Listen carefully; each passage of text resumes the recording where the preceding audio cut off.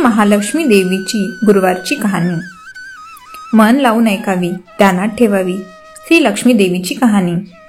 द्वापार युगाची अधिष्ठात्री, सौराष्ट्र देशाची मोहिनी श्री महालक्ष्मी देवी. आटपाट नगर होतं. नगराचा एक राजा होता. त्याचे नाव होते भद्रश्रवा. भद्रश्रवा दयाळू, शूर व प्रजादक्ष होता. देवा ब्राह्मणांना, साधू संतांना सुखवित होता, आनंद देत होता. राजाच्या राणीचे नाव सूरजचंद्रिका होतं. नाव चांगलं होतं, पण स्वभावात अहंकार होता. मागील जन्मी ती एका वैश्याची पत्नी होती. तिचं नवऱ्याशी भांडण होई. भांडणानं वैतागली. रागारागात घराबाहेर पडली. अनवाणी पायानं रानातून जात होती. तिथे तिला काही सुवासिनी लक्ष्मीचं व्रत करत असताना दिसल्या. त्यांच्याबरोबर तिनंही व्रत केलं. दुःख विसरली, दारिद्र्य गेलं, परिस्थिती सुधारली. देवीची भक्ती फळाला आली. कालांतराने ती मरण पावली. पुढे तिचा पुनर्जन्म झाला. स्त्रीचाच जन्म पुन्हा मिळाला. पण या जन्मात भाग्य उजळले. भद्रश्रवा राजाशी तिचा विवाह झाला. ऐश्वर्यात लोळू लागली. गर्वानं फुगली. गरिबांना विसरली. दासदासींवर रागवू लागली. एकदा काय झालं, देवीच्याही मनात आलं, आपण राणीला भेटावं, मागच्या जन्माची आठवण करून द्यावी. ती ओळखते की नाही हे बघावं. राणी राजवाड्यात सुखाने राहत होती. राजाही तिचं खूप कौतुक करी. तिचे सर्व लाड पूर्ण करी. त्या दोघांना 7 पुत्र व 1 कन्या झाली. कन्येचं नाव होतं श्यामबाला. एके दिवशी देवीनं म्हातारीचे रूप घेतले. फाटकं वस्त्र नेसली, माथी मळवट फासला, हाती काठी घेतली. काठी टेकीत टेकीत राणीला भेटायला आली व आरोळी दिली. अरे, आहे का कोणी घरात? कोणी घास देईल का? एक दासी बाहेर आली. तिला म्हातारी दिसली. तिनं विचारलं, कोण ग तू? कुठून आलीस? काय काम काढलं आहे? तुझं नाव काय? गाव कोणतं? तुला काय हवं आहे? मधून मधून खोकत हळू आवाजात म्हातारी सांगू लागली, माझं नाव कमला. मी द्वारकेहून आले आहे. राणीला भेटायचे. कुठे आहे ग राणी? दासी म्हणाली, राणीसाहेब महालात आहेत. मैत्रिणींसोबत गप्पा मारत आहेत. त्यांना सांगितलं तर माझ्यावर रागावतील. तुला ग त्या कशा भेटणार? काय हा तुझा अवतार? तुला पाहून माझ्यावर ओरडतील, उनदुन बोलतील. त्यांच्या मैत्रिणी देखील तुला हसतील. तू जरा आडोशाला बस. मैत्रिणी गेल्या म्हणजे मी सांगते त्यांना. म्हातारी रागवली, मनोमन संतापली. तुझी राणी पैशाला भाळली, माणुसकी विसरली, दरिद्री मेली, आज राणी झाली, पण देवीला विसरली. माझ्यामुळेच ना. मीच तिला देवीचे व्रत सांगितलं, तिनं ते केलं. आता राणीपदावर बसली. देवीची आठवणही राहिली नाही. गर्व झालाय संपत्तीचा. पैशाची धुंदी आली. गोरगरिबांची पर्वा नाही. थोरा मोठ्यांच्या मुली त्या झाल्या मैत्रिणी. म्हातारी गरीब अन भिकारीन, तिला कोण विचारतंय? पण याचं फळ तिला भोगावंच लागेल. तेव्हाच तिचे डोळे उघडतील. जाते मी. दासी घाबरली. तिनं म्हातारीला पाणी दिलं. हात जोडून म्हणाली, ते व्रत मला सांगाल? मी ते नेमानं करीन. उतणार नाही, मातणार नाही, घेतला वसा टाकणार नाही, दिलेला शब्द मोडणार नाही. त्या दासीला व्रताचा असा सांगितला. म्हातारी उठली. काठी टेकीत निघाली. तोच माडीवरून राणीची कन्या श्यामबाला धावत आली. ती कळवळून म्हणाली, आजी, रागावू नका. चुकली माझी आई. तिच्या वतीने मी क्षमा मागते. कृपा करा. दिलेला शाप मागे घ्या. पाया पडते तुमच्या. म्हातारीला मुलीची दया आली. तिने क्षणभर त्या मुलीकडे पाहिलं आणि तिला लक्ष्मी व्रताचा वसा सांगितला. मुलीचा निरोप घेऊन म्हातारी निघणार, तोच माडीवरून राणी आली. दाराशी येते तर म्हातारी दिसली. राणी ओरडली, ए थेरडे, कशाला ग आलीस? जा इथून. उठ म्हणते ना. जातेस की नाही? दुसरी घरं नाही दिसली का तुला? म्हातारीने संतापाने गरागरा डोळे फिरवले. कपाळावर आठ्या पसरल्या. ती तडक घराबाहेर पडली. दासीनं लक्ष्मीव्रत केलं. तिची स्थिती सुधारली. दासी पण गेलं. संसार सुखाचा झाला. मार्गशीर्ष महिना आला. पहिल्या गुरुवारी लक्ष्मीव्रताची सुरुवात केली. सगळे नेमधर्म पाळले. 4 गुरुवार तिने लक्ष्मीव्रत केलं. शेवटच्या गुरुवारी यथासांग उद्यापन झालं. सिद्धेश्वर राजाचा पुत्र मालाधराशी श्यामबालेचा विवाह झाला. राजवैभवातील श्यामबालेला राजवैभव मिळालं. हा होता लक्ष्मीव्रताचा प्रभाव. सुखासमाधानानं संसार चालू होता. भद्रश्रवा व सूरजचंद्रिका राणीचे भाग्य मात्र फिरले. शत्रूने राज्यावर चाल केली. भद्रश्रवाचं राज्य लुबाडलं. सूरजचंद्रिकेचं राणीपद गेलं. भद्रश्रवाला वाईट वाटलं. पूर्वीचे दिवस आठवले. राणावनात फिरून राजा राणी कष्टाने दिवस काढत होते. भद्रश्रवाला कन्येला भेटावंसं वाटलं. तो एकटाच निघाला. चालून चालून दमला. नदीकाठावर विश्रांतीसाठी थांबला. नदीकडे येताना राणीच्या दासीनं भद्रश्रवाला पाहिलं. घाईघाईनं ती राजवाड्यात गेली. राजाला सांगितलं. मालाधरानं माणसं पाठवली, आणायला रथ पाठवला. सासऱ्यांना घरी आणलं. सन्मानानं नवे वस्त्र व कंठीहार दिला. शांबाला वडिलांची काळजी घेत होती. काही दिवसांनी राजाला वाटलं आता परत जावं. तसं त्यांना सांगितलं. मुलीचा निरोप घेतला. जावयानं मोहरा भरलेला हंडा नौकराकडे देऊन राजासोबत पाठवला. राजा घरी परतला. चंद्रिकेला भेटला. हंडा पाहून तिला आनंद झाला. झाकण काढलं. बघते तर काय, तिला कोळसेच कोळसे दिसले. सूरजचंद्रिकेनं कपाळावर हात मारला. नशिबाला दोष दिला. नवऱ्याला सांगितलं. तोही हे ऐकून चकित झाला. दुःख पाठलाग करीत होते. दारिद्र्य सरत नव्हते. चिंतेचे सावट पसरत होते. काळजीचा वनवा भडकत होता. सूरजचंद्रिकेचा एक एक दिवस दुःखाचा जात होता. एके दिवशी तिला मुलीला भेटावंसं वाटलं. डोळे भरून पाहावं वाटलं. नशिबाचे भोग भोगायचे आहेत. सूरजचंद्रिका घरून निघाली. मुलीच्या सासरी पोचली. तो दिवस गुरुवारचा होता. नदीतीरावर जरा वेळ बसली. दमली होती. त्याच वेळी एक दासी नदीवर आली. तिनं राणीच्या आईला ओळखलं. घाईनं ती महालात गेली. राणीला निरोप दिला. तुमची आई आली आहे. नदी किनारी बसली आहे. खूप दमलेली दिसली. तिला आणायला कोणीतरी पाठवा. श्यामबालेने सारथीसोबत रथ नदीकडे पाठवला. आईला घेऊन यायला सांगितलं. आई रथात बसून महालात आली. आईला बघताच श्यामबालेने आनंदाने मिठी मारली. मुलीचं वैभव पाहून तिचं मन तृप्त झालं. तोंडून शब्द फुटेना. आईनं स्नान केलं. मुलीनं तिला पैठणी दिली. सोन्याचे मोत्यांचे दागिने दिले. आईचं रूप अधिकच खुललं. दुपारची वेळ झाली. श्यामबालेने भक्तिभावाने लक्ष्मीची पूजा केली. आरती झाली. धूपदीपांचा वास दरवळला. श्यामबालेचा कडकडीत उपवास होता. भोजनाची तयारी झाली. तिनं आईला जेवायला बोलवलं. सूरजचंद्रिका पाटावर येऊन बसली. पण ती एकदम शांत होती. तिला मागचा जन्म आठवला. लक्ष्मीदेवीच्या कृपेने ह्या जन्मी ती राणी झाली होती. ती म्हणाली, श्यामा, मी देखील तुझ्यासोबत उपवास करीन. श्यामा म्हणाली, ठीक आहे. मार्गशीर्ष महिना होता. मुलीनं 4ही गुरुवार व्रत केलं. ते आईनं पाहिले. तीही उपवास करू लागली. देवीला भक्तिभावानं प्रार्थना करीत होती. महिना संपला. घरी जायचा विचार ठरला. पोचवायला श्यामबाला सोबत गेली. 4 दिवसांनी श्यामबाला निघाली. मालाधर राजाने पाठवलेला पैशांचा हंडा घेतला. त्यामध्ये मीठ भरलं. तो घेऊन ती पुन्हा सासरी आली. गप्पा मारता मारता वेळ कसा जात होता याचे भान नव्हते. मालाधराने विचारलं, माहेरहून काय आणलं? श्यामबालेने सोबत आणलेल्या हंड्याकडे बोट दाखवलं. मालाधरानं उत्सुकतेनं झाकण काढलं. त्यात त्याला काय दिसलं? मिठाचे खडे. अगं वेडे, मिठाचे खडे कशाला आणलेस? इथं मिळत नाही का मीठ? मीठ मिळतं ना, पण हे मीठ माझ्या वडिलांच्या राज्यातलं आहे. वडिलांचं राज्य सौराष्ट्रात होतं. त्या शेजारच्या समुद्राचं आहे हे मीठ. समुद्र तीरावर दूरवर माझ्या वडिलांचं राज्य होतं. पण आज श्यामबालेच्या शब्दातील खोच राजानं हेरली. विचारात गुंतला. श्यामबाला म्हणाली, हे मीठ जीवनाचं अमृत आहे. अन्नाला चव येते ते मिठानंच. मीठ नसलेला पदार्थ अळणी. ज्याचे मीठ खावे त्याच्याशी इमानी असावं. त्याचं रक्षण करावं. कामात कसूर झाला तर प्रसंगी प्राणही द्यावे. मालाधर राजा निश्चयाने उठला. त्याने आपले सेवक सासऱ्याकडे पाठविले. त्यांना बोलावून घेतले.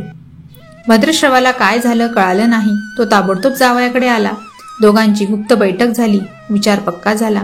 भद्रश्रवाने अनुमती दिली. मालाधरानं मुख्य सेनापतीला तात्काळ भेटण्यास बोलावले. सेनापती आले. त्यांनी मालाधराला वंदन केले. आज्ञा करावी महाराज, ते म्हणाले. भद्रश्रवाचं राज्य जिंकलेल्या शत्रूवर ताबडतोब स्वारी करा. प्रत्येक सैनिकाच्या हातात हंड्यामधील मिठाचा एक एक खडा ठेवा. शपथ घेऊन प्रत्येकाला झुंजायला सांगा. राजाची आज्ञा झाली. तशी सेनापतीने व्यवस्था केली. दुसरे दिवशी सोबत सेना घेऊन बेसावत शत्रूवर चाल केली. शत्रूच्या राज्यावर सारे सैनिक तुटून पडले. मालाधराचे सैन्य बेभान लढत होते. शत्रू सैनिक जमिनीवर कोसळत होते. सूर्य पश्चिमेकडे जात होता. अंधार हळूहळू पसरत होता. शेवटी मालाधराच्या सैन्याने शत्रूचा फडशा पाडला. अपूर्व विजय मिळवला. भद्रश्रवाचं राज्य पुन्हा जिंकलं. मालाधराला व श्यामबालेला ही आनंदाची बातमी सेनापतीने ताबडतोब कळवली. सैनिकांनी शत्रू राज्यातील खजिना लुटला. अफाट संपत्ती मिळाली. ती पोत्यात भरून मालाधराकडे आणली. त्यात सोन्याच्या मोहरा, बरीच नाणी होती आणि शस्त्रांचा साठाही होता. मालाधरानं भद्रश्रवास सूरजचंद्रिका राणीस घेऊन यायला सांगितलं. ती आल्यावर घरात आनंदाचं उधाण आलं होतं. तो होता गुरुवार.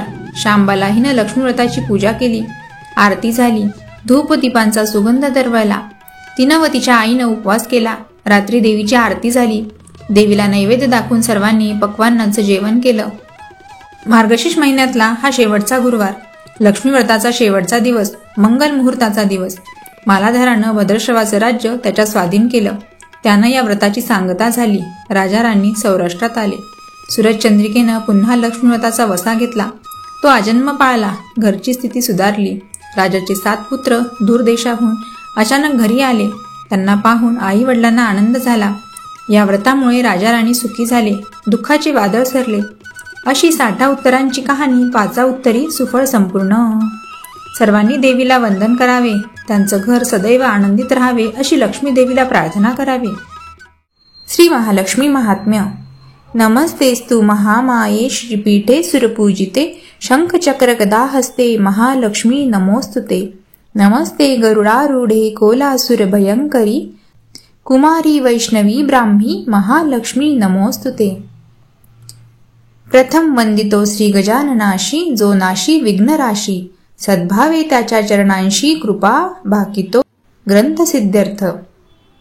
कार्यारंभी गणेशाचे पूजन स्मरण विघ्नांचे होई हरण आणि कार्यसिद्धी जाण होत असे निश्चये. माझिये अंतरी वसावे सर्व काळ वास्तव्य करावे मज वाक शून्यास वदवावे कृपा कटाक्षे. आता नमन माझे श्री शारदेशी जी सर्व विद्यांची स्वामिनी ब्रह्मादिकांची जननी प्रणवरूपिणी जगन्माता. व्यास वाल्मिक तुकाराम ज्ञानेश्वर भगवंताचे अवतर ज्यांचे अवतार कार्य थोर त्यांसी नमितो अत्यादरे. स्वामी समर्थ दत्तावतार भक्त कार्यार्थ झाला भुवर त्यांचे स्मरण करता वरचेवर भक्तोद्धार होत असे. माझे साष्टांग नमन त्यांचे चरणी कृपा करोनी चालावी लेखनी. ऐशी करीतो विनवनी लक्ष्मी महात्म्य वर्णावया. आता महात्म्य वर्णावयास शरण तिच्या चरणास वंदितो स्फूर्ती देण्यास महात्म्य गावे म्हणून. जय जय जगज्जननी तू भवभयहरिणी भक्तांसी संकटतारिणी तुझ वंदितो मनोभावे. अनेक अवतार धरून तू केलेसे भक्त पालन आणि दुष्टांचे संहरण म्हणून सुखनिधान आम्हासी.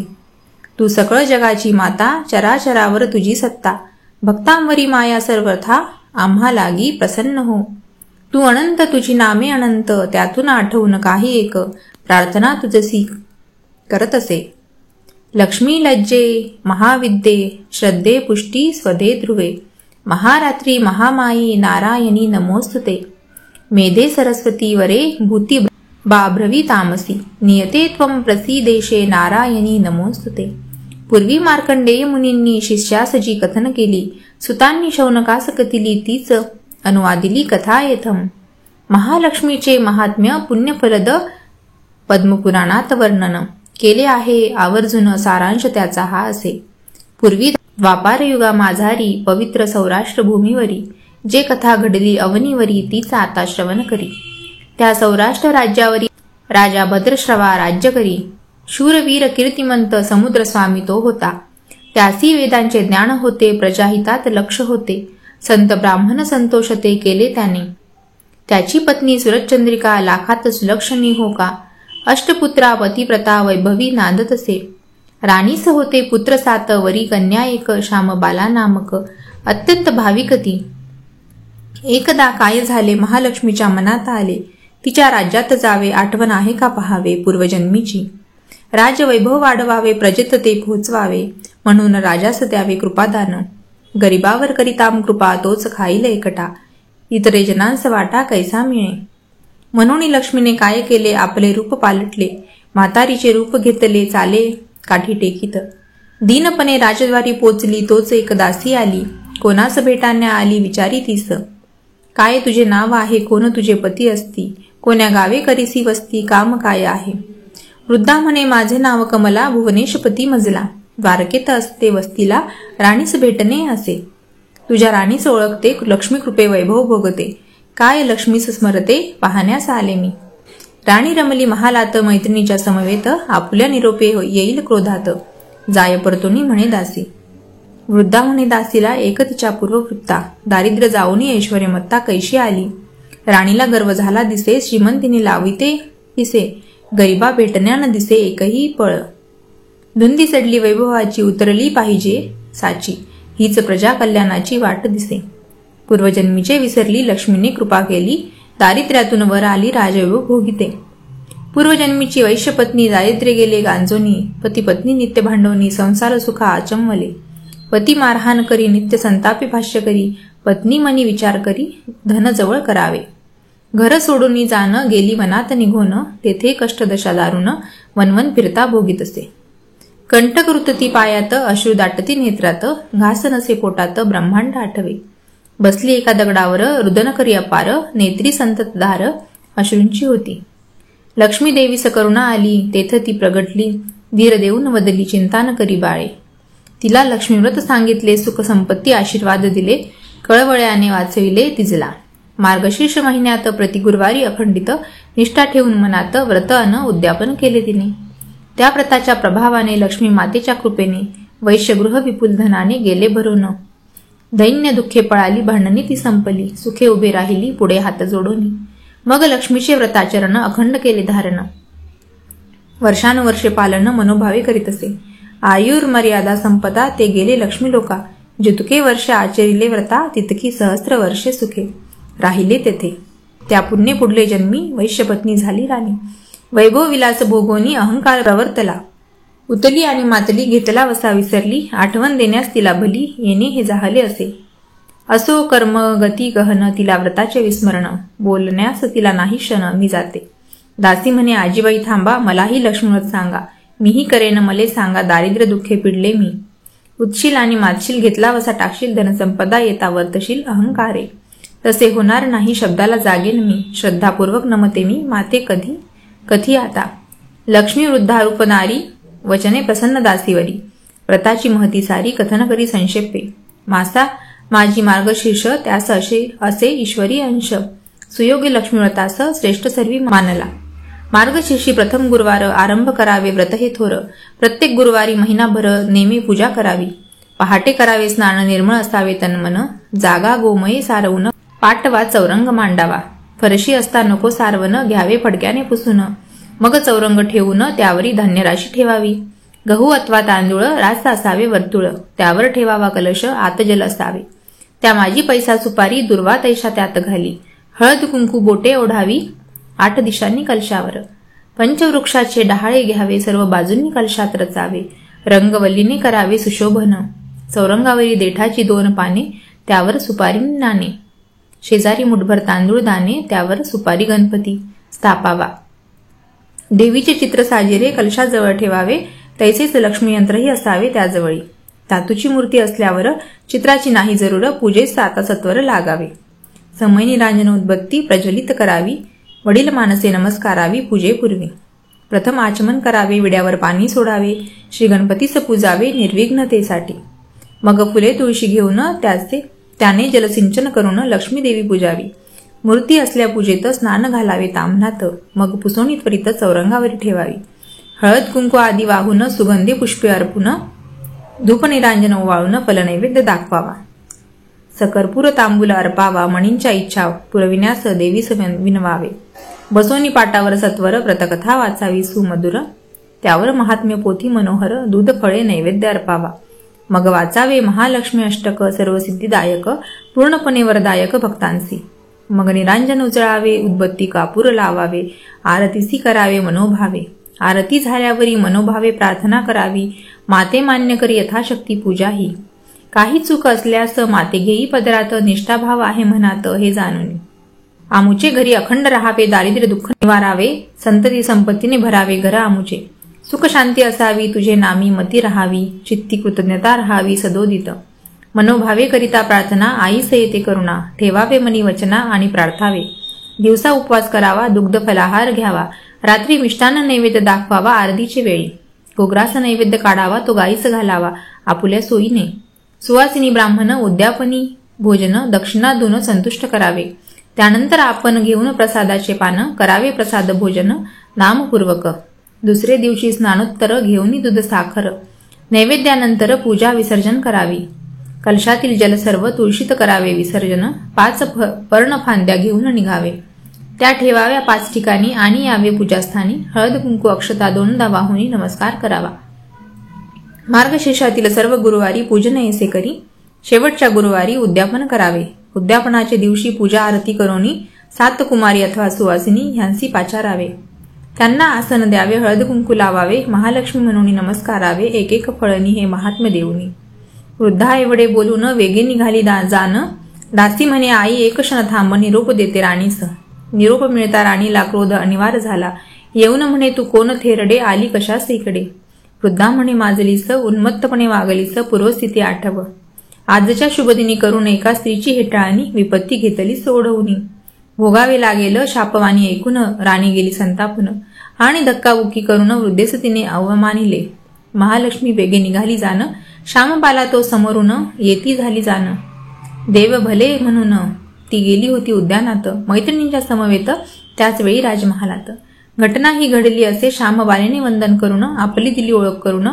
मग वृद्धेने घडले वर्तमान कथन केले तिजसी.